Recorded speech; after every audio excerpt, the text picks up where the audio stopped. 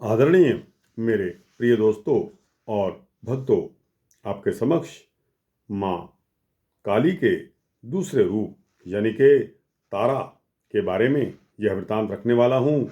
दोस्तों, यह वृत्तांत बहुत ही सुंदर और मनोहारी है।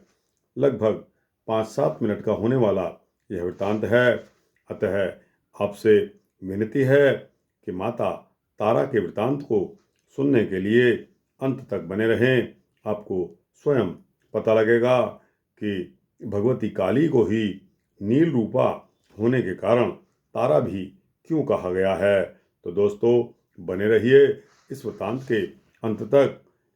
बिना समय गवाए इस वृत्तांत को शुरू करते हैं। दोस्तों, भगवती काली को ही नील रूपा होने के कारण तारा कहा गया है। वचनांतर से तारा नाम का रहस्य यह भी है कि ये सर्वदा मोक्ष देने वाली और तारने वाली हैं, इसलिए इन्हें तारा कहा जाता है। महाविद्याओं में ये अद्वितीय, इसे फिर से सुन लीजिए, महाविद्याओं में ये द्वितीय स्थान पर परिगणित हैं। अनायास ही वाक शक्ति प्रदान करने में समर्थ हैं, इसलिए इन्हें नील सरस्वती भी कहते हैं।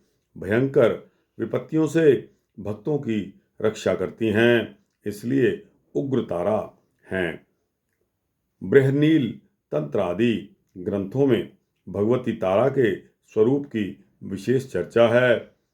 हयग्रीव का वध करने के लिए इन्हें नील विग्रह प्राप्त हुआ था। ये शवरूप शिव पर प्रत्प्रारीण मुद्रा में आरूढ़ हैं।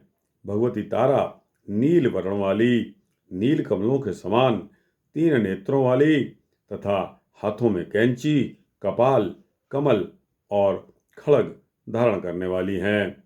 ये व्याघ्र चर्म से विभूषिता तथा कंठ में मुंडमाला धारण करने वाली हैं। शत्रुनाश, वाक शक्ति की प्राप्ति तथा भोग मोक्ष की प्राप्ति के लिए तारा अथवा उग्र तारा की साधना की जाती है।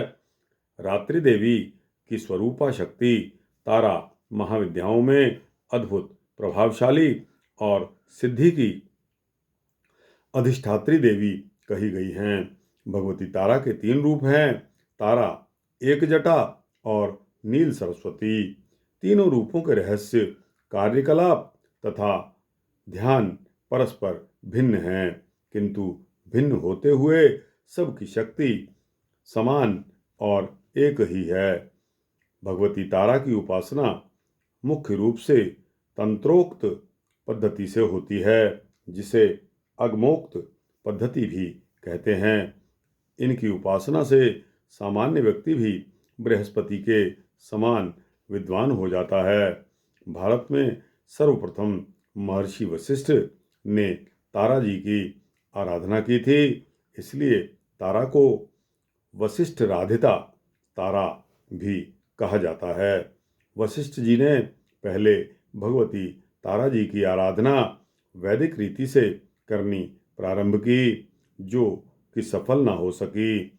उन्हें अदृश्य शक्ति से यह संकेत मिला कि वे तांत्रिक पद्धति के द्वारा, जिसे चिनाचारा कहा जाता है, उपासना करें। जब महर्षि वशिष्ठ ने तांत्रिक पद्धति का आश्रय लिया, तब उन्हें सिद्धि प्राप्त हो गई। यह कथा आचार तंत्र में वशिष्ठ मुनि की आराधना उपाख्यान में वर्णित है। इससे यह सिद्ध होता है कि पहले चीन, तिब्बत, लद्दाख आदि में तारा की उपासना प्रचलित थी। तारा का प्रादुर्भाव मेरु पर्वत के पश्चिम भाग में चोलना नाम की नदी के या चोलत सरोवर के तट पर हुआ था, जैसा कि स्वतंत्र तंत्र में आया है। यह श्लोक मेरोः पश्चिम कूलेनु चोत्रताख्यो हृदो महान तत्रिजज्ञे स्वयं तारा देवी नील सरस्वती। महाकाल संहिता के काम कलाखंड में तारा रहस्य वर्णित है, जिसमें तारा रात्रि में तारा की उपासना का विशेष महत्व है। चैत्र शुक्ल नवमी की रात्रि तारा रात्रि कहलाती है। क्यों कहलाती है, वो इस श्लोक के मुताबिक है, जो पुरश्चर्या भाग 3 से लिया गया है। चैत्रे मासे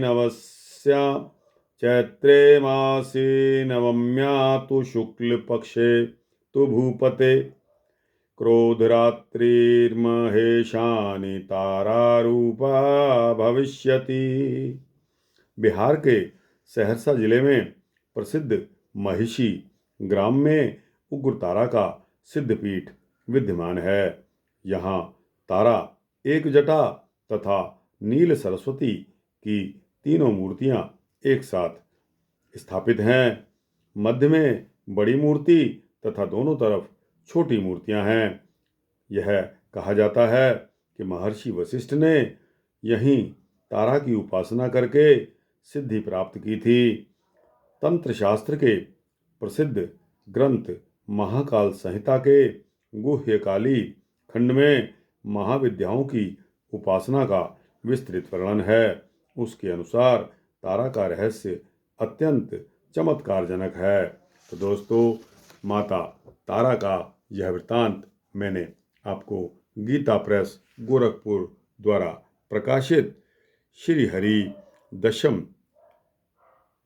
दश महाविद्या से सुनाया है। दोस्तों, आपको यह वृत्तांत यहाँ समाप्त होता है। कैसा लगा?